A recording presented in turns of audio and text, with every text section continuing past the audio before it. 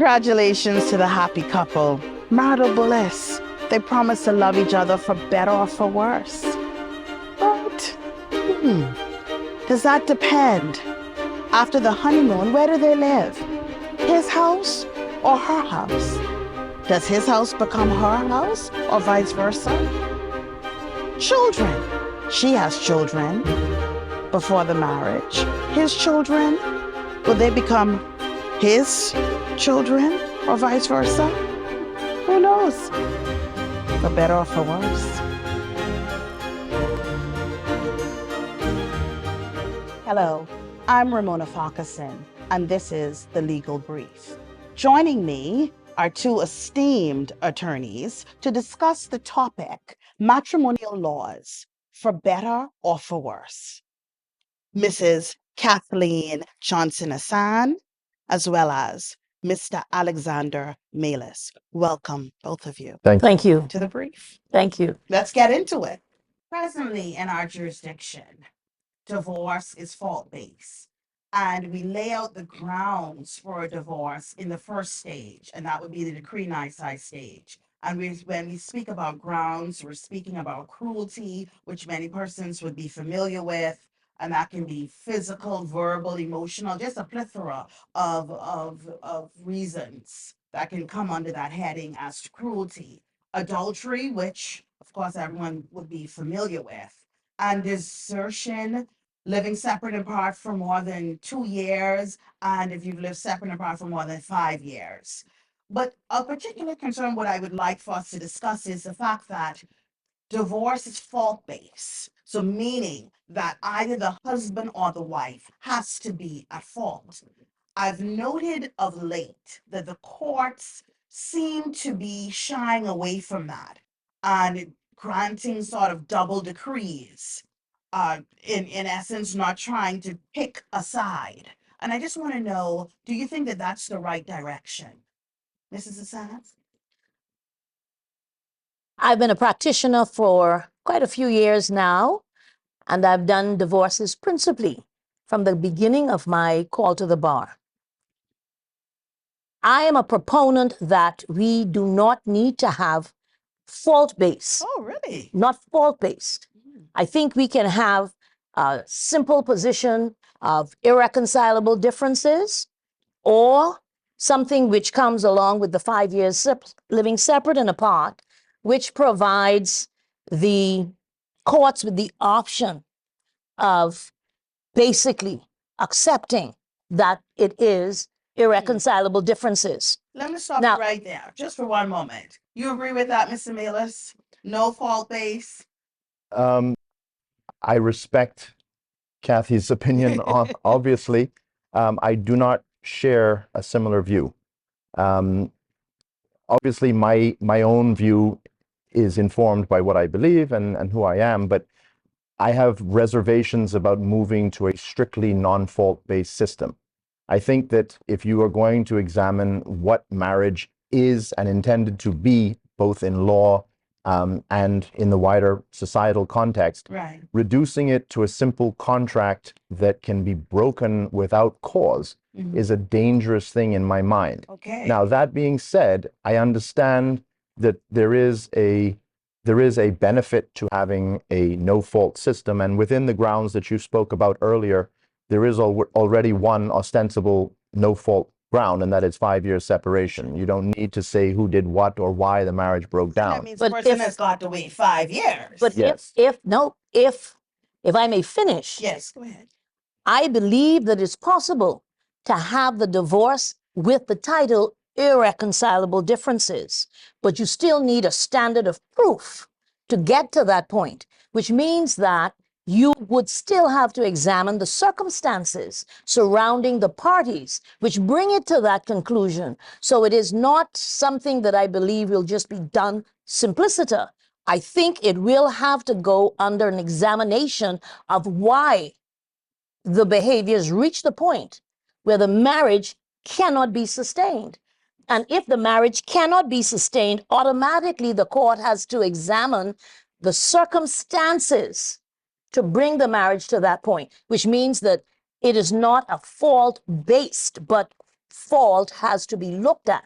So you still Now, that's the say, first aspect of that question you raised. right, so you're still feeling then, from what I'm getting from both of you, that if, let's say, you don't want a system whereby it's easy to just approach the courts and dissolve a marriage. No. You feel that there should still be some test involved, Yes. because of course we don't want to mirror maybe our neighbors elsewhere. And however, do you think that our populace that they want it to be easier to get a divorce? And if so, should we accommodate that? Well, if I may, Please. Go ahead. I don't think it will be easier to get a divorce simply because the ground becomes irreconcilable differences. It is still necessary for the parties to demonstrate why the marriage has broken. Therefore, the facts on the record would still indicate what the cause was, But wouldn't not that the still be very not the close? fault, the cause. But then That's what I think. But then in essence, let's say we accept that, and let's just explore just for a few moments irreconcilable differences, and we say, well, you still have to say the cause. Yes. Isn't it invariably you're going to say then that this person did something, and so as a result, I'm not in love with them anymore, and there's no chance of reconciliation. And And so again, so what sort of test? that It's which you touched on just now is germane in my mind. yes. Because whether we call it irreconcilable differences or whether we go to the facts of fault, what the court is concerned about, and which is already embodied in our statute, is whether the marriage has broken down irretrievably. Yes. Now, if we are going to use semantics and say that the court notes that irreconcilable differences have arisen resulting in the breakdown of the marriage, proven by the evidence of a petitioner as to cruelty, adultery, desertion, whatever the case may be, I don't have an issue with it. But every time the issue of a no-fault-based system has been raised within my hearing, it has been with the suggestion of moving away altogether from Yes. any Wholesale. kind of examination of the conduct of the parties, Right. and that is not something which I would support. Mrs. Hassan, so what are your views on that? On a wholesale removal from our present position, where you can just say irreconcilable differences and that would be the end of it? I do not think it's possible to have it simplicity. I've said that before. Right. There has to be a test for a judge to come to the position and conclusion. This marriage has indeed irretrievably broken down. Agreed. Is indeed broken, and that it will not be reconciled, because that is a question that has to be asked as a part of the process. Do you think It's still a procedure right? that has to be gone through. And so I don't think divorces are going to become easier. I think divorces will become less traumatic, because right now, when a person receives a petition Right. stating that this person was cruel to me and they did 1, 2, 3, 4, 5, 6, 7, 8, 9, Anxiety certainly. that person is creeps in automatically going to kick. on defense mode. And unfortunately, we're talking about a family structure. Yes. So let's That's- hold that point right there because it's very good and we're going to develop that further after the break. You're not going to do very well in this court if you keep cutting me off. I've already paid him $500, and I noticed we haven't spoken about the $500 that I paid him. I did not receive any of my money. I didn't know her like that. I ask the question and then you answer. But I spent And that on my car. Mr. Rowe, that is the order.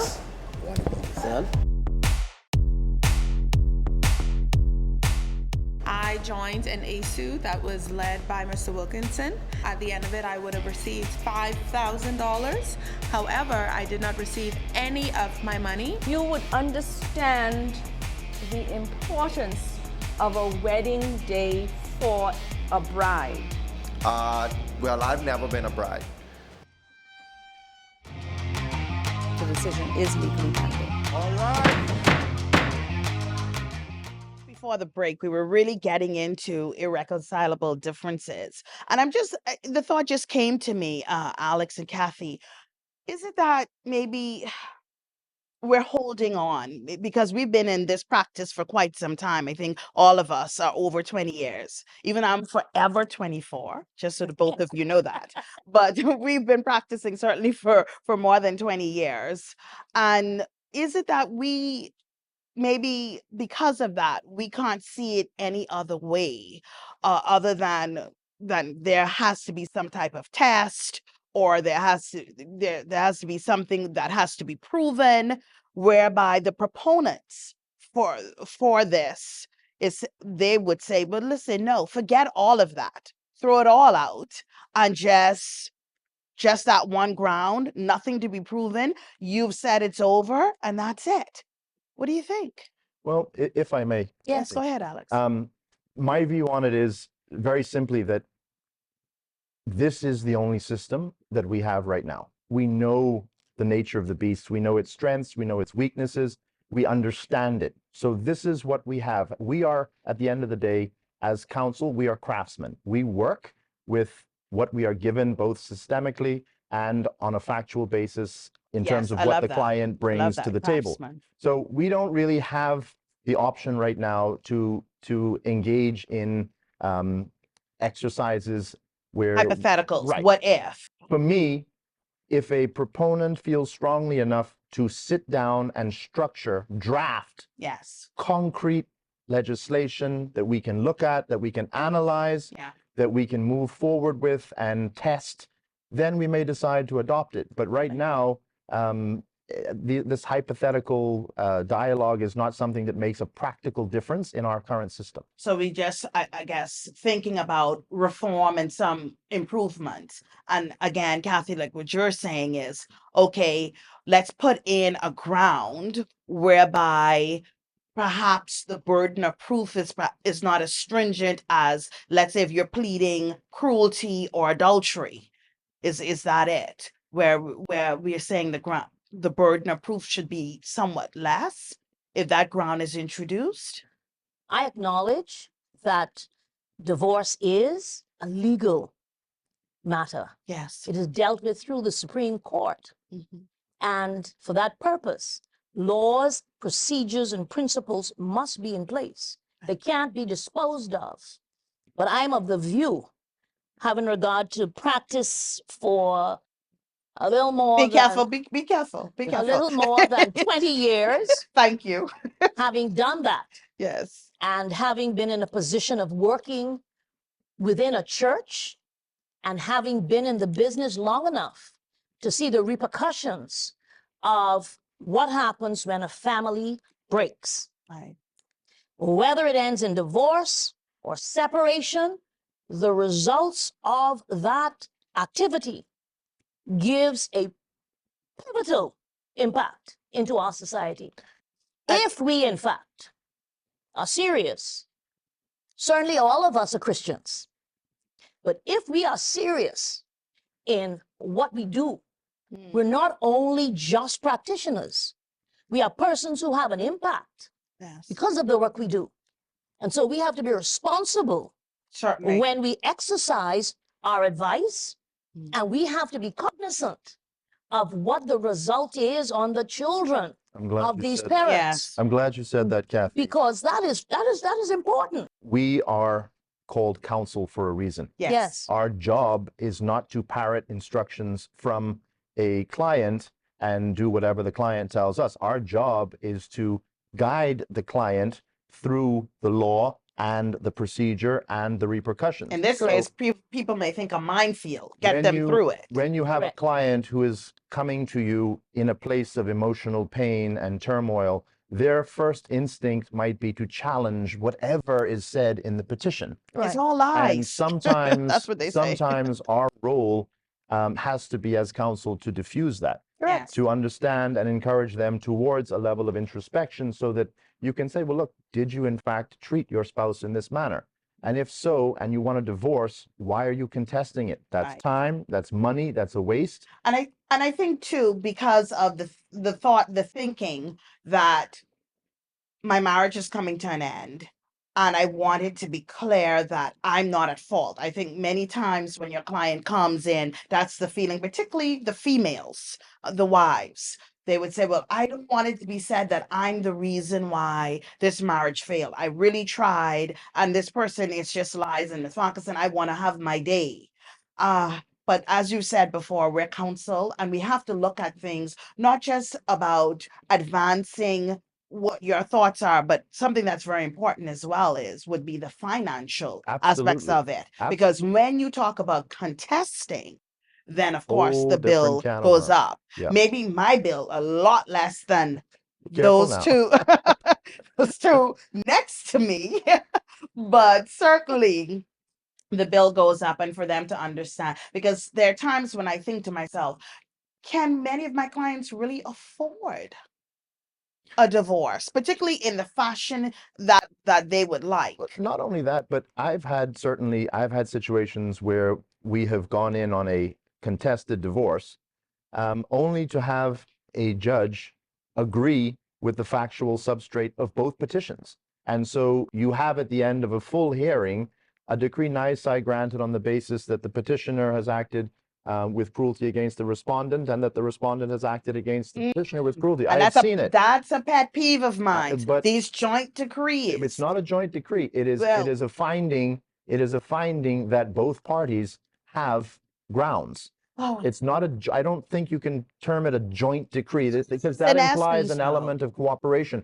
I'm talking about a full-blown draw-down out fight in court where we've asked for the other side to be thrown out and vice versa, and the judge has come back. That I- raises the question of the exercise of the discretion. right. To get a divorce, the judge must exercise its discretion. Mm, And therefore, there's a question of whether you have both parties for whom discretion can be exercised. I've had joint divorces as well. I have And as there have. is a question of how many discretions does a judge have Right. to exercise in a single case. Right. And so I believe it's a little more complex than just saying I don't like it. Mm. Because I think that divorce has to be seen as a chop. And Wow. until we understand that, we are constantly going to be looking at divorce in a wrong direction. It is not him or her. Let's hold that thought. Mm. Let's hold that thought and head to a break.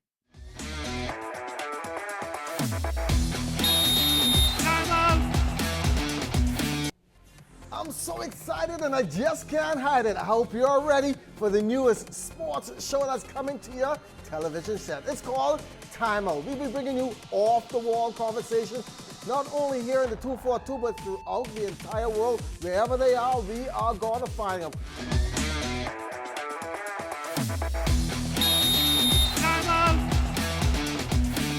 Came to me, we're talking quite a bit, we're throwing around a lot of jargon, decree nisi, irreconcilable differences, and so our listening audience may, I hope not, but they may be somewhat lost, just so that it's clear.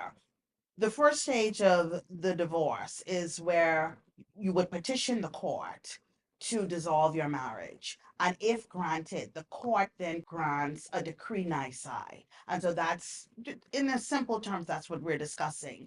And of course, it will be based on various grounds that we touched upon. Correct. And what we're just trying to say is whether or not the present state of the law as it is, whether there should be an additional ground, number one, of irreconcilable differences, or whether there should be just a wholesale getting rid of the entire of the baby with the bathwater and start all over again. But I'm happy to find that both of you don't agree with that. And we were just trying to explore what irreconcilable differences would look like if put in place. But moving on now to once a decree nisi has in fact been granted, we then move on to the second stage. If in fact there are minor children involved, then we would have to deal with ancillary matters. Ancillary matters can deal with children as well as property adjustment. And I want us here, when we're speaking about ancillary matters and children, to touch on the issue of the child of the family, not the child of a marriage, the child or children of the family. and what that means. I'm going to start off with you, Alex. Well, just before we go to that, if I can backtrack for a split second, when we say decree nisi, most people have no idea what nisi means. Nisi comes from the Latin word unless, and the reason it's used in that context is the judge pronounces or decrees that the marriage is dissolved unless, and this is where the nisi aspect comes in, right?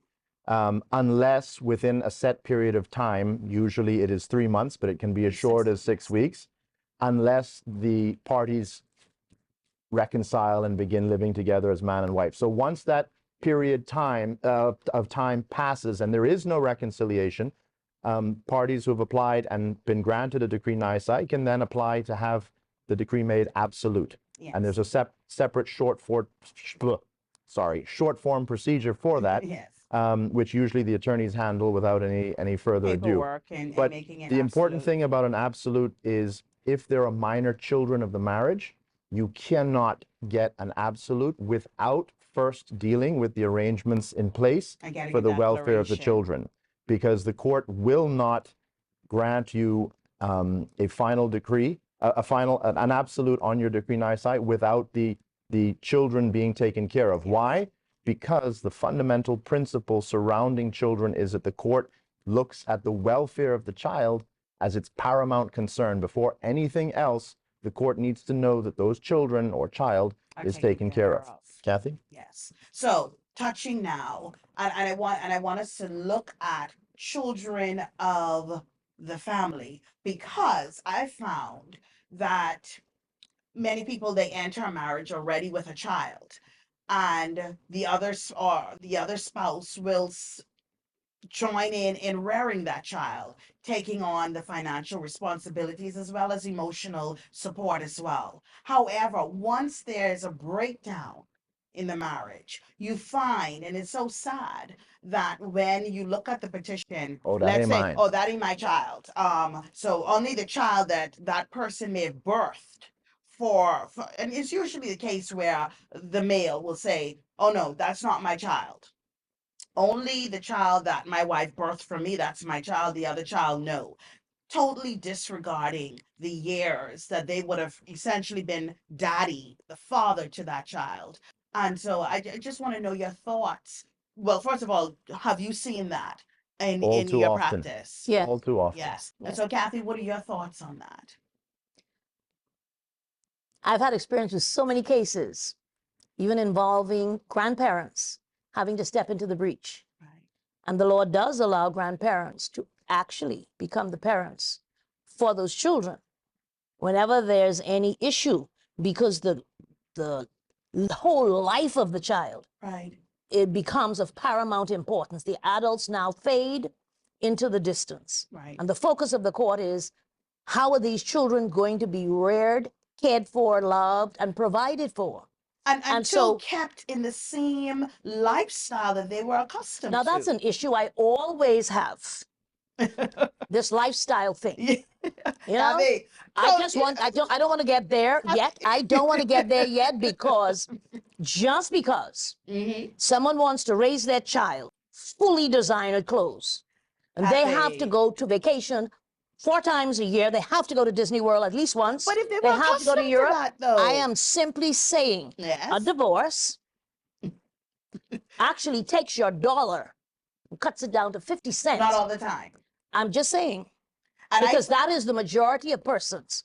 I mean, the majority of clients, perhaps, that I have. Maybe you have different clients, but I they realize. cry poor mouth. They do cry poor No, mouth. Miss Farquharson-Seymour, if I may, Yes. Yes, Mrs. Asad. if I Do may. I need to take the role of the presiding judge here? You may Um, need to step in here very soon, but go ahead, Kathy. No, I believe it's important to understand at one time in our decree nisi, we call the children of the marriage. Societal conventions now have changed substantially. So Children of the family. For the they better, have I think. now, it's definitely the better. because the recognition had to come. Absolutely. And so now they're called children of the family. Family. That means it isn't just a biological child of either the mother or the father or the husband or the wife that comes into play. Or adopted What child. about the adopted children? What about a child that just you have situations where you have a single mother, single parent, the single parent died, and a family member takes in that child. Yes. So you have a lot of Particularly myriad. in our society, yes. There's a It can be myriad of yes. circumstances which bring non-biological children into a marital situation. So I just want to finish, if I yeah, may. Go ahead. Go ahead. Thank you. Reminds me of when we're in court. I need Go a ahead. gap. Yes, ma'am. Go We ahead. have to recognize that more often than not now, we have blended families. And the blended family means that you get this blended responsibility. And just because a marriage falls apart, it does not mean that the children have to then be separated. They're yours, they're yours. The court recognizes, and I think rightly so, that a child which is raised within a unit is a child of that unit. And they are children of the family. So when it comes to the dissolution of a marriage, they ought to remain within the group to be given the same consideration. To be maintained. Yes. Yes. I think they're entitled to keep that. I'm just I guess I do represent quite a few men. And my thought is this, let's say you and not going into too many hypotheticals, but oftentimes you may have the husband who is saying, well, yes, the child was present in the home, but I did not necessarily take on all of the responsibilities. For instance, maybe the mother has the father, the biological father of the child, already in court, and she's receiving maintenance for that child. Or there's an But- existing order. Yeah, but whilst yes, I would obviously, if I buy groceries, the child will eat. And my I mean, rebuttal, that sort of situation. So should he, I'm just trying to touch on this, should he be made to still maintain that child who's been in the marriage, or that child in the absolutely family? and unequivocally. Really? And I agree with you. I agree with Absolutely. you, Alexander. Oh, my goodness. Maybe not to the I just extent. threw something at the screen at No, you. maybe, I don't care. I don't care. Right is right, and I'm going to speak Oh it. my goodness. Correct. It's The go ahead. notion that a man could take on a wife with a child, love that child, play with that child, do homework with that child, Uh-huh. provide a living example for that child, and then when the marriage breaks down, do this, I find that to be abhorrent.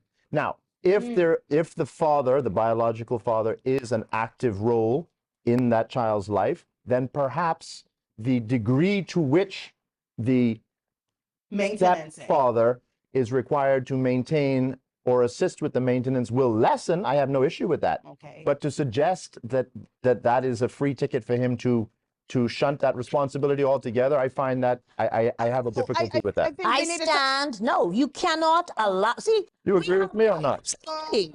Our society has to take responsibility seriously. We can't allow people to just hop in and hop out.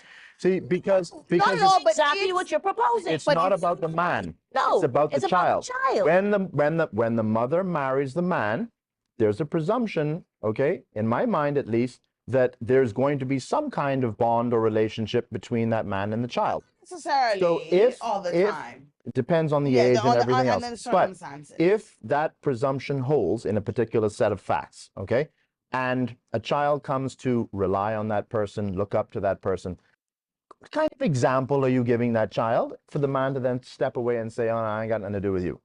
It is fundamentally wrong. It will impact the development of that child, and we have a responsibility that cannot be shirked. If you as a man take on a woman with a child or 2 children or 3 children, whether or not biological, You're bound forever. you went in eyes wide open. Okay? If you're not prepared to do it, don't get involved. okay. No, but the second thing is, before you start, Mrs. Farquharson, completing what Mr. Alex is saying, is that the child has a right to the expectation. They have a right to it. This is a child. And maintenance only lasts, in most cases, until the child turns 18. Or complete in most tertiary cases. education. Either one. But I do not think it is, I do not think, and I stand with Alex firmly Oh, on the there you go. rock. So I'm That- out on my own Again, here. again, double team. You cannot allow a child to be tossed out like a piece of refuse. I'm gonna present my views after these important messages once we come back. I'm Kim, an all around busy person. but I'm also a foodie. Bahamian food is a delightful fusion of flavors and techniques passed down and over time has evolved into unique and delicious meals. It takes simple ingredients and it turns into something special. So if you're a foodie like me and don't like spending all day in the kitchen, but want great food, fast, simple, and tasty, then join me as we dish it up. Let me tell you, the conversation off the screen is more electric than what you're saying. But before we broke, I noticed I was being tag teamed. Um, and you were saying to me, yes, you were tag teaming, and I just share a bit of a different view, maybe because again, my experience with a lot of men in that are caught up in divorce, that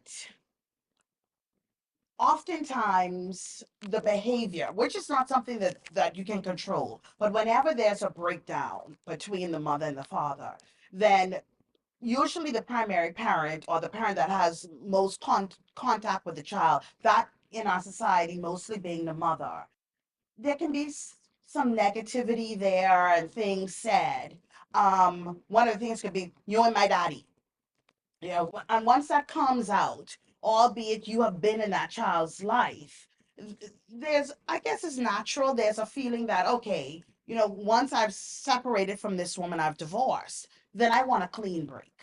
I want, you know, no part to do with this. I'm not your daddy. You say I'm not your daddy, whatever the case may be. Then I'm feeling I shouldn't therefore have to be obligated to maintain you. And certainly when you start talking about maintenance today, there's a view that private school fees is a necessity. In fact, I got that. In fact, that was said by Sir Michael Barnett in a case that I had with him, where he said that in the Thurston case that no, you can't consider that a luxury anymore. It's and so persons are saddled, many oftentimes fathers, with the mother making a decision as to which school the child should go to, and not just paying maintenance, but all of the other frills that come with it, the $5 a day for lunch money, or $10. I think persons may scream and say five, Miss Farquharson 10, but which I think is crazy. But that's just a topic for another day about this lunch money business. But nonetheless, if I'm divorcing, I can hear fathers saying that if I'm divorcing you and this child, and I think you did qualified if there's another man in or the biological father is present. But even if not, I mean, But I don't know. okay. It is what, yes, we always say it's in the best interest of the child to have a father's the best interest, but it's in the best interest of a child to have a father who wants to be there, who wants to be a part of their life. So Not when, oh, he is clearly divorced my mom and he no longer has any interest in me. I don't see how that's in the best interest of the child. if I may, Yes. um, for a child to say to somebody, you ain't my daddy, or even if he is my daddy, I don't love you, I don't respect you, I think you treated my mother abhorrently, get out of my life. Mhm. That has to be viewed for what it is. That is symptomatic of a trauma visited on the psyche of that child. You cannot simply take that at face value and say, okay, sir, you're excused because your child clearly has some issue with you.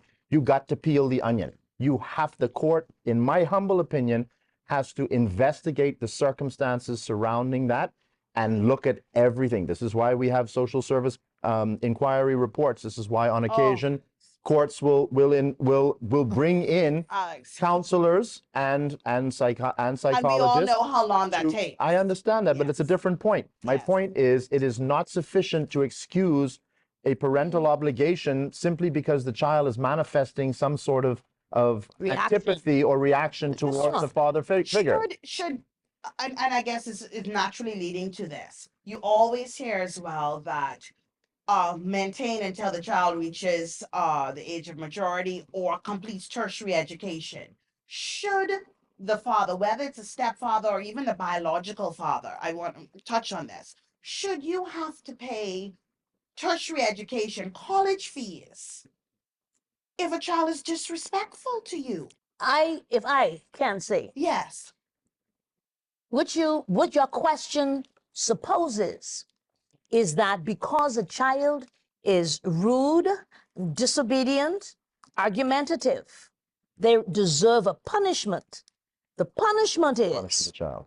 I will no longer financially support you, Because you're an adult. whether it be for further education. We have to see, I believe divorce has to keep pace with where we are today. Mhm. Today, a child that does not have a higher education, I don't say it got to be university and upon university, and I Right. don't say it doesn't have to be master's or doctorate, but that child should have something to carry it on so that it can have a productive life But in this Kathy, country. if you're disrespectful. May I? Yes, go ahead. May I? Yes, ma'am. Go ahead. The child who you 40 years, seniority. Don't play Why with are this you stuff. calling this number now? Why the did child that touch you it? have committed to raise, you have an obligation to give that child the best you can despite the child's behavior. I mean, let's bring it back to a 10-year-old. You have this little 10-year-old and they absorbed all of the anger, the angst, the issues between the parents. Now this child don't really want to talk to anybody. They don't talk to no parent. And they really don't want to cooperate either with anything you want for them. Do you then throw your hands up in the air and say, you know what? I'm going to let that child stay home and I'm not going to let them complete their education because of their attitude. I think because the child turns 18 or completes tertiary education before 18, it should not give any family member, whether it's the mother or the father, to turn around and say, you know what? You're on your own. Kathy. Because that child has to have a future. I have brought this child into the world. I am obligated by virtue of that to take that child forward until it can stand on its own feet. Beyond that, you don't have to move with them. Kathy, That's my position. Can I pivot for a split second? Go ahead. Go Okay, ahead. I'm the host. Go ahead. Because Go ahead. I understand the argument, but I want to come back to the whole tertiary education and whether even that is an obligation. The Thurston case that you mentioned dealt with secondary education, Yes, and they did. I agree with that it is an obligation. If the child's in private school, you continue that, you You finish do it. agree that I- you believe second private there, school I do not fees have an are issue less- with the Thurston judgment. Mm. As I read the Matrimonial Oh. Causes Act, and it talks about the issue of dependency of a child. It says 18 or where the child is enrolled. That presupposes that at the time of the divorce, the child is enrolled in tertiary education. That means that the parents up to that point had some kind of financial plan to see that child through. That is very different from a child whose parents divorced at 10, Right. and they do not have the means to send this child to university. I But do it's not always means-based in any event. Hold on. Yes, It that's is what I was always coming to. means-based. That's what I was coming to. So my point is, tertiary education in circumstances where a divorce happens before a child is enrolled, you look at that on a case-by-case basis. If the means allow it, and if the child is on a trajectory academically that warrants it, I say I have no issue with that. But to say that it is ex debito justitiae as of right, I have a fundamental problem with that. And I certainly I agree with you, and I just because Kathy, obviously you totally disagree with that. I'm just I did hear you. Did I totally disagree? Yes, I I didn't you hear totally totally. smashed it down. Education? I think you did totally smash it I down. did But let not. me just say this: my view is that once a child turns 18, they're an adult. They can vote, and oftentimes they're doing whatever adult things they choose to do.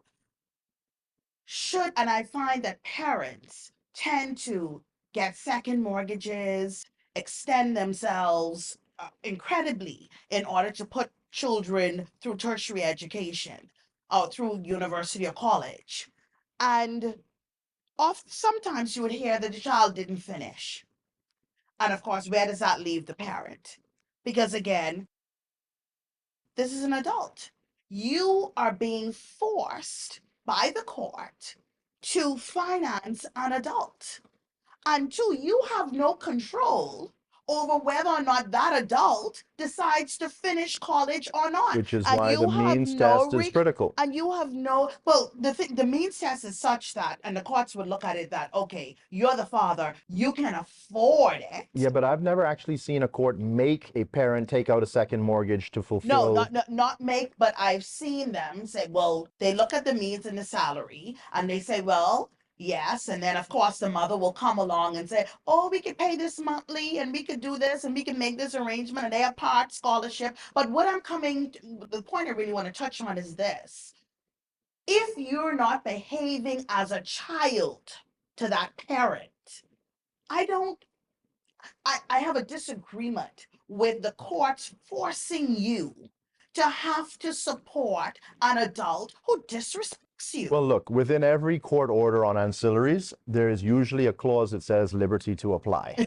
Correct. Okay? Which means that if a parent feels aggrieved or there's a change in circumstances, they have the right to take that to the court and ask them to vary whatever the order and I is can tell that you is right made. now, people are sighing at that answer because, of course, the money. Of course. Of you have to go back to the lawyer, you have to pay, you have to get back in, and But all we're of the still hassle. talking about the system in which we have to operate. Yes, yes, we are. We can conceptualize all we want. The practical realities are, I don't see a court making an order forcing a parent to put a child through tertiary education where that child has not been enrolled at the point of divorce.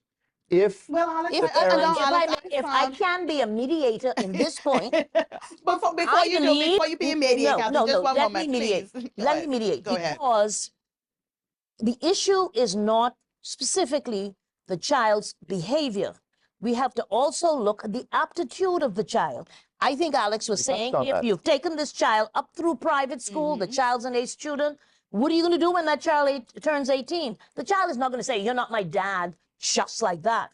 So all of these factors need to be examined before we come to a conclusion and say, you know what, Dad, you're free to walk away from that disobedient, no manners child and let them make their own way in life.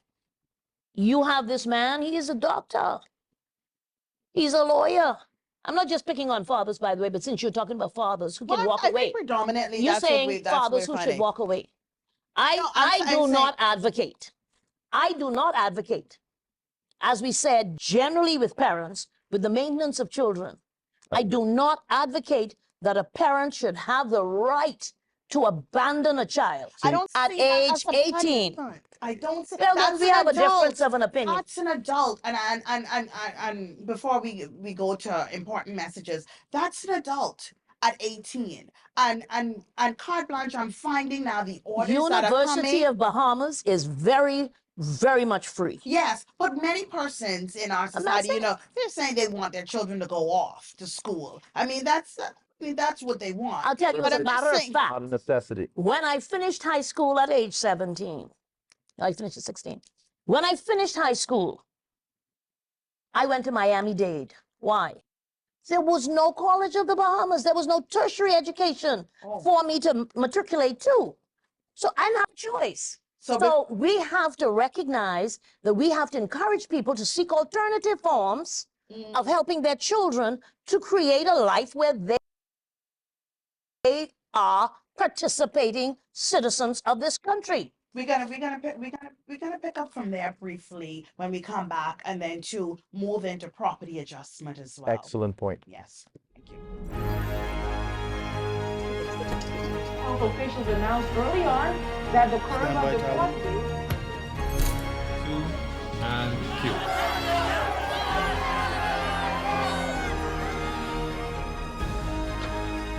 A fire had erupted at the night.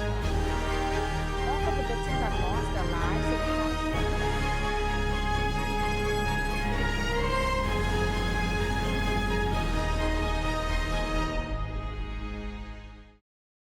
Clearly, once again, I'm outnumbered. Wow, in my view, but I'm sure that many of you at home are agreeing with me as to my point of view. But I hear what you're saying, and yeah, of course, I don't think anybody would disagree as to doing what's in the best interest of children. But again, that's my point, children. once you start getting into that 18 and above, I really have some difficulty with compelling parents to pay for tertiary education, even if they can afford it or not. But we spent a lot of time on that. Let's touch now on property adjustment, which is also a part of ancillaries. Now, it should be noted that if there are no children of the family who are who's applicable, meaning who are beyond the age of 18, then from the decree nisi, you can move straight on to the absolute. That should be said.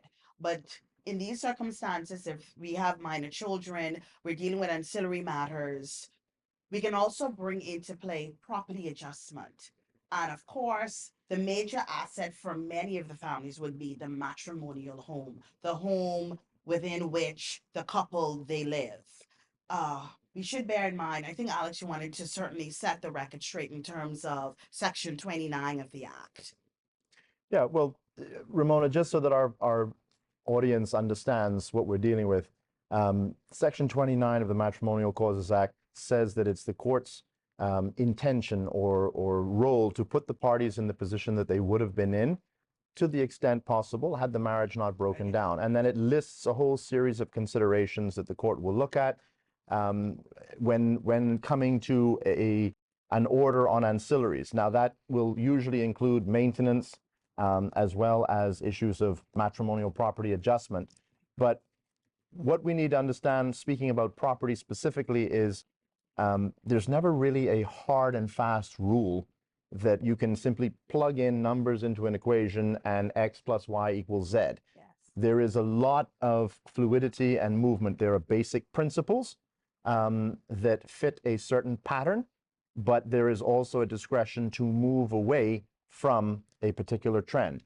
And what's important to remember is that when you're dealing with property, you usually have two categories of property. You have what's considered to be a matrimonial property, or you have what is considered to be a non-matrimonial property. Mm-hmm. And defining what is a matrimonial property and what is a non-matrimonial property, that's where lawyers make most of their money.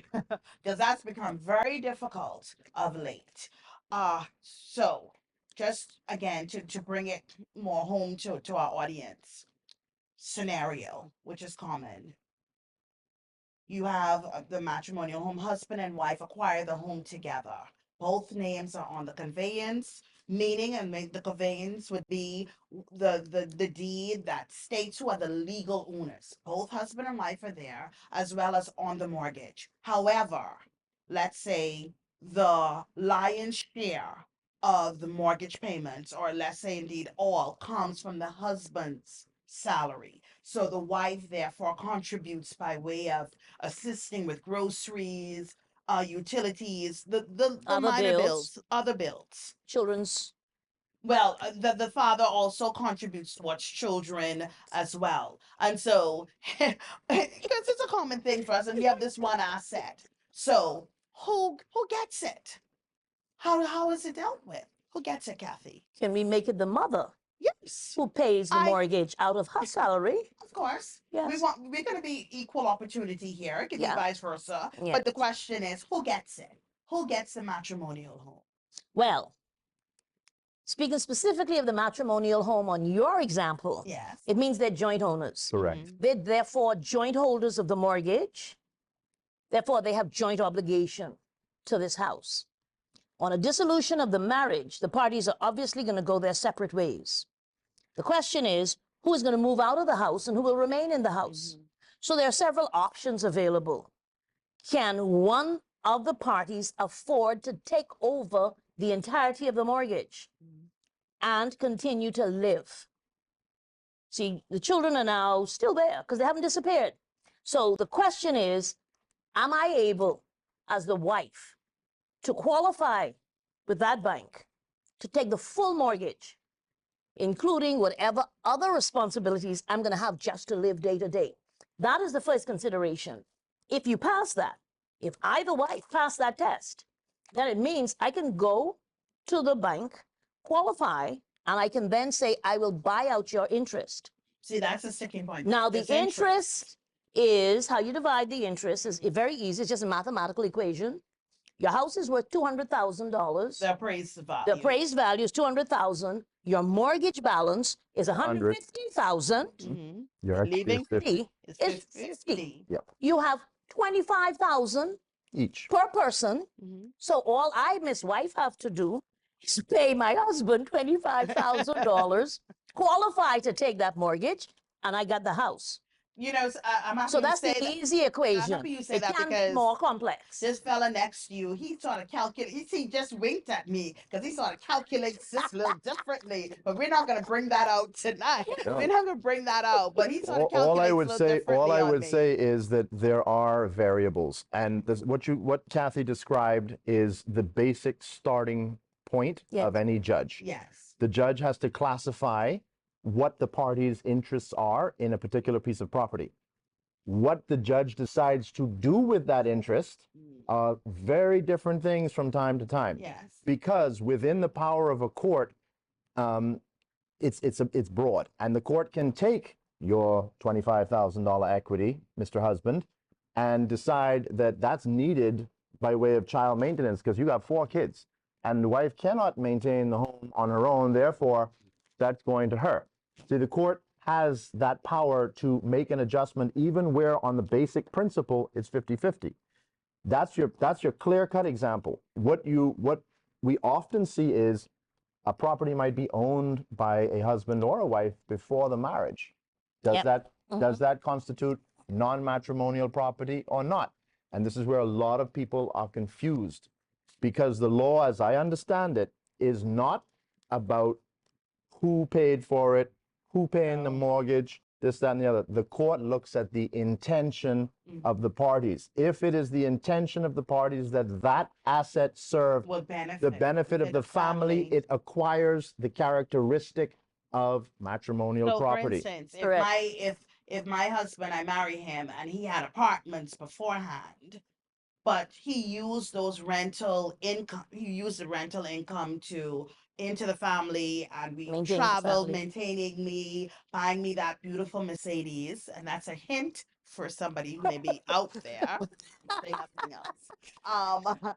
So buying that beautiful Mercedes or anything else, then when it comes to divorce, he can't say, well, oh, you met me with this, you met me with my apartments, and so it's mine, and you don't have any say in it. But also, too, I want to touch on this before we move on to that scenario, Kathy, is that there are times when you can make a case to the court to move away from the equal sharing principle. Yes. In saying that, well, it shouldn't be, she shouldn't get 25% because when you look at the vast amount of contribution, bearing in mind too, when you're looking at property adjustment, I found that the courts, they try to be as clinical as they can, not really looking at what occurred previously in terms of the nice side, who was at fault, but then, coming down to the mathematics I think of that's it. a bit of a mistake from time to time as You well, think but from them? that's a different Depending on the subject. scenario. I And I think guess what side you're on. historically, Yes. it is a circumstance that should never be brought into it. I think you should never bring in a fault in a marriage which has already been decided between the parties and then bring it up again on a ancillary application to deprive. It's called a punishment. Some judges do apply it. I am not saying they're not doing it. Yeah. But my argument would be that does not bring fairness and justice into the consideration. Section 29 is a mandatory section. I'm glad you It is not an I'm glad you optional mentioned section. fairness. I'm glad you Yes, mentioned that's fairness. but Yeah. Because that is the objective of the court, and that is where the directives have come down through the case law that in trying to attain fairness, a court can depart from what they call the yardstick of equality. Yeah. So, for example, and I'm going to use a very stark one, if there is, for example, a child of the marriage who has autism or some other Yes. handicap, Disability. Yeah. Incapacity. clearly that is a ground for moving away from what might otherwise be a clear-cut 50-50 sharing Yes. into something that provides a little bit more. And there are, as you touched on, Kathy, other circumstances which a court can look at to depart from Yes. the basic concept of equality. But in Bahamian law, marriage is viewed as a partnership, and your starting premise on matrimonial property is equal sharing. And then you look and see whether there's justification. Now, To depart. financial contribution on the part of a man is often one of the things that they come to court waiving. But what's often overlooked is The contribution of the woman. when a woman especially produces children And so into you have that to look marriage. as well as to the length of the marrige as well. Absolutely. That's All of very those are important. factors All that the have- Yeah, there are factors certain you're factors. taking. I think basically our conclusion on this should be, it is not as simple as it would immediately No. appear. It's- It is something that can take a circuitous route. You may end up actually back at 50%, but the examination has to be done Yes. so that all factors Are taken are taken into consideration. And And so- so you can, it's not just, as I think Alex said, it's not just a matter of plugging in and plugging Right. in and plugging in. And I think that's what a lot of people need to understand. It's unfortunately, until when you look at the various decisions coming from the Court of Appeal, I did one in Chisholm that was somewhat shocking, and then Stop calling you me. compare white and others. So it seems as if the courts are still trying to find their footing. And that's why very you have a much court so. of appeal, because sometimes they get it wrong. And I mean, I've had to go, y'all have had to go to the court of appeal. Yes. We've all overturned judgments that have been fundamentally wrong. And so And it we happens. So we're sort of naturally coming back now to the beginning. We were discussing our matrimonial process and our laws as it is. Is it for better or for worse? Again, making the play on our vows at the altar. What's the takeaway? In terms of whether or not you think that it's fine what we have and we just need a few tweaks, or do you feel that because our society has progressed so much since this came into force that we need to certainly look at wholesale revision? Let's start with you, Kathy. No, I do not think we need wholesale revision. I think there are certain areas that need to be tweaked, Agreed. particularly where it brings about a lot of ambiguity, and therefore it widens the scope of what you can properly advise your clients. Because if you give them too many, it could be this and it could be that and it could be that, it becomes a confusing maze for them to walk through. Yeah. But I think our current legislation on the matrimonial side, I think it is Solid. above average. It's really solid. Okay. There are a few things, like I said, that need to be tweaked. Right. I come back to the thing about the grounds, Right. because I think Yeah. if we want to Irreconcilable reduce the differences. trauma, whether you call it irreconcilable or irretrievable, Irretrievable. we have to reduce the trauma of the process of divorce. And I give advice and I tell people, I want you to know at the beginning, it is a traumatic event. Alex? I agree with Kathy that our system is solid, it's foundational. It obviously is not perfect, but again, that is why we have the Court of Appeal and the higher court from there if need Privy be. Council. There are areas which can be improved upon. I know one of the issues that we have struggled with from time to time is, for example, the concept of where do tools of trade fit within the analysis of matrimonial asset versus non-matrimonial asset. Yes. There are other, which people really yes, want to know. and there are other issues that I would love to see addressed. For example, the use of contempt of court to enforce access and visitation when there's been a long period of time between the making of the initial order when a child is, say, 10 years old and when a child is 16. And A lot perhaps can to change. eliminating to the need to have to come back and the drawn out process as Yeah. well. I would also love to see some codification on the disclosure requirements, Yes. because while Section 29 does, to the more discerning practitioner, speak to what is needed, in practical terms, one of the things I encounter a lot is lawyers will write to me and say, well, what does your client want? Yes. It's not about what your client wants. It's about what your client is entitled Entitled to, to. Correct. and what the needs of the child Certainly. are. And sometimes you have to end up with an interrogating And so the and getting starting into point, all of their the starting accounts and point, everything. exactly. The starting Yes. point for me is I like to see the cards on the table and then we have that discussion. You know, But I I really think it enjoyed. really needs, if before you close, Yes. I think it really needs to become a practice. Agreed. What our discovery is, on civil Yes. side, you know what discovery And is. that's why codified. Interrogatories, Put it and in. I put think it needs to that, be that needs to included. be in there. That there's Yes. actually There's an obligation to do it's so. set in. Yeah. Yes. Listen, it has been wonderful. I want you to treat me this way as well too when we're opposite. But no, putting that aside, it has been very illuminating, and to just be able to sit and have this discourse, this debriefing, it's been fantastic. Pleasure to be here. And I'm sure the audience has benefited. I certainly have. We hope so. Thank you so much. So have I. We started out with a brief to unravel as much as possible our present matrimonial system, whether or not there was need for change, if so, what that change should be, what it should look like. We've also touched on ancillary matters, children of the family, that definition, that term, is it being respected?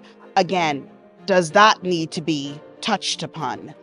Do we need to be more sensitive as we deal with matrimonial matters, in particular when we're dealing with children? For most of you, we have touched on property adjustment. Everybody wants to know, is my home my own?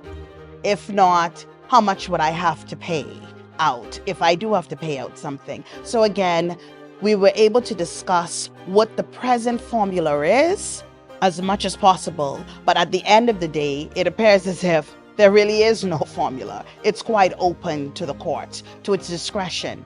And that's pretty much understandable, because our system, as you've heard from our guests, not perfect, but it's solid. It's what we have. Yes, there's room for improvement, but just like with every family, may not be perfect, we're infallible. But for the most part, we are solid as a people, and there's always room to grow. So, till next time on The Brief.